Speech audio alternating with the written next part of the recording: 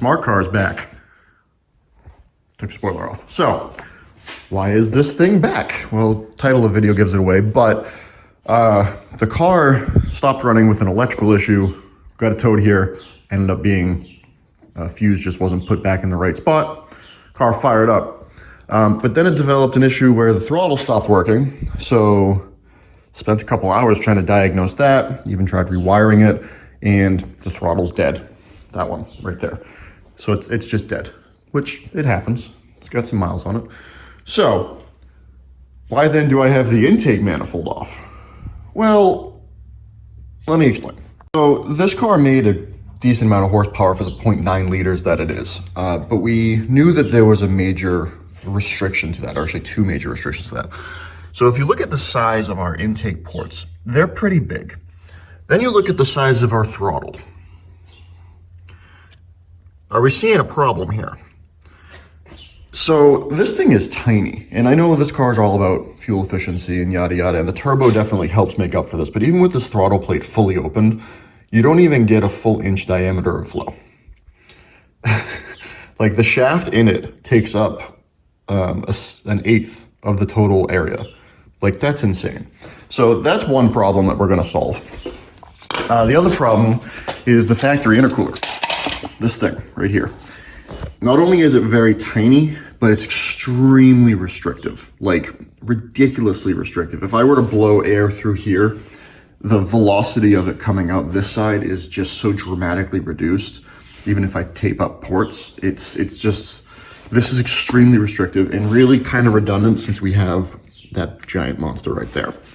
So we're gonna make an intake manifold for this thing. And we're also going to upgrade the throttle body to this. Now this is a Juke throttle body, which is basically your standard Nissan throttle body. Ironically, the Smart and this use the exact same connector, same wiring, same everything, because you know this is a Nissan engine. So we are going to use this throttle body, which is a bit more appropriate for what we're trying to do.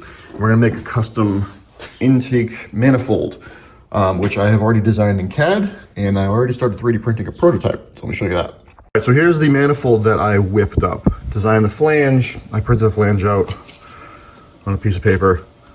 Went test fitted it, make sure it fit, and then got to designing. So this is a 2-inch plenum, which sounds ridiculously tiny for most people, but that's pretty goddamn big for this. As you can see, this thing looks huge. On an actual scale, it's gonna look like that. So we have the plenum. You'll notice that it's just open. Now that's because to do the throttle body is gonna require some custom fabrication. And then we have these 1.5 inch, I believe, 1.5 inch runners. And then what I did was I actually was able to get a very smooth transition from the round shape to the shape of the ports. Now, I have to figure out how I'm gonna make this. This part right here, like this right here is easy. You know, those are just pipes. The plate here, that's also easy. And then this piece here is also easy. The hard part is these transition pieces. Now, to do that quickly, you would need a 5-axis machine, of which I don't have. So I'm gonna have to get kind of creative on figuring out how to machine these. I have an idea of how I'm gonna do it. I just have to, you know, try it. But before we try making anything, I am 3D printing a mock-up of that.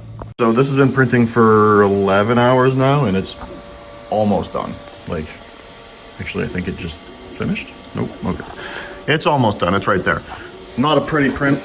I just printed it as fast as possible. As you can see, you know, definitely would need to be hotter if I wanted to make this thing like actually hold together. But we just need to be in the rough dimensions so we know if it's going to roughly fit. And then once this is done, we will test fit this onto the car, make sure we have all the clearances that we need, and then figure out the manufacturing process. All right, so here's our 3D print. Towards the top of the print, it definitely got too cold. So, you know, that's why you're supposed to use an enclosure when you're doing prints this big, but it's the right size, which is all that we really care about. So what I'm gonna do is I gotta clean it up a little bit more just to get the holes free, and then we're gonna test fit it. Wow, that actually fits really good. The holes I made a little oversized because I couldn't get them perfectly lined up. I need to make them a little tiny bit bigger. But all the ports are lined up and it fits. And that'll actually work quite nicely. If I even wanted to, I could probably push the plenum back a little bit, but we're trying to get shorter runners so we can get back some of the torque that the longer runners take away from certain areas of the curve. So this will work just fine. And then for throttle body placement, we can put the throttle body down in here, make room in there. Because a lot of this stuff is related to the factory stuff and it's gonna be moved out of the way. So we could run a pipe down around under where the factory one goes and then mount this throttle body, somewhere in here like this, just that way a little bit.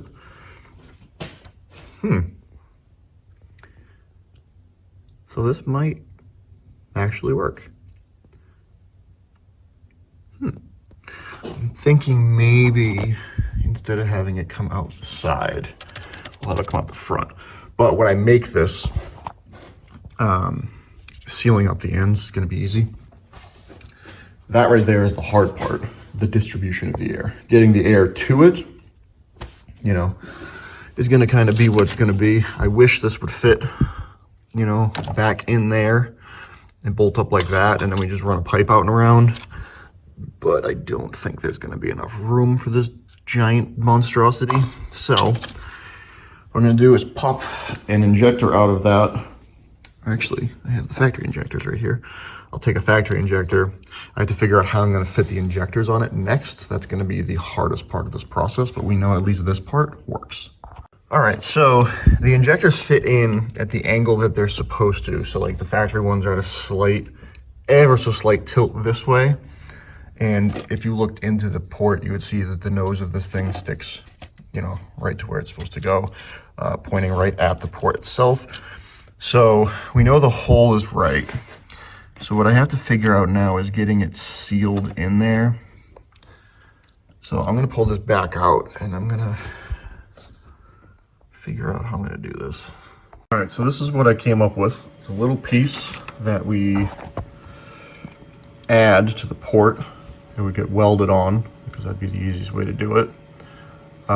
You'll notice that it's not perfectly shaped in there, but what we would do is once it's welded on, go through and just clean that out really quick with a Dremel. I'm not trying to make 100,000 of these things, but it would look something like that. Injector sticks out the right amount, it's at the right angle. So we have our solution for our injector ports. So I'm gonna go back down and put the manifold back on and just toy around with different placements of the throttle body, and then we'll figure out what we're gonna do from there. Okay, so here's what I'm thinking. I'm thinking we make the runners a little bit longer with just straight pieces, so I don't need to reprint this because I know it will fit. It will push back, it won't hit any of this stuff back here if we go straight. And then that'll give me room to take a 2-inch and make a bend that goes around underneath this radiator hose, expand out to the 2.5 to go onto that. I think that's gonna work. It should work. I don't see why it wouldn't. Thinking that's what we're gonna do. Now, the other big question mark I have with all of this, and I have to figure it out, is there's like 50 bajillion things for the emission systems hooked up, and I don't want this thing to be, an absolute smelling of gas pile of crap. So I'm gonna have to figure out hooking up all these ports. Some of it's rubber hose, PCV, that's easy enough to figure out. But some of it's like weird stuff that I don't know what it goes to. Like I don't know what this goes to. I would think a purge solenoid. And then this one looks like it goes to another crankcase breather, so that's easy to sort out. We'll just run into the catch can. There's like these vacuum lines that go down to there. One goes here, over to this thing, and I don't know what that does. I think it might be related to the EGR. And there's no vacuum line routings online for these. The factory service manual for this is, to be blunt, abysmal. So that stuff's kind of in the air, but we can work around that. Now it looks like an absolute mess over here just because I ripped everything apart and all that. But like these lines right here will be gone for the intercooler. We don't need that anymore, obviously. The radiator line would still be there. This stuff we can reroute now that we don't have to work around all the factory intake manifold crap. So we can clean a lot of this up and make it look a little better too, which would be nice.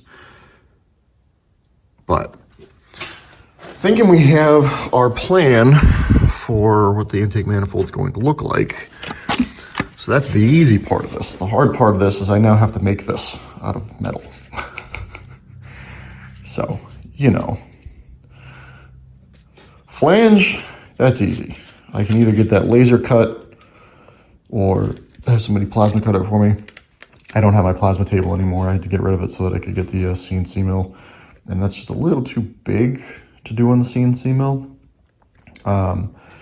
Again, this is just a pipe. This plate right here would be a flat plate.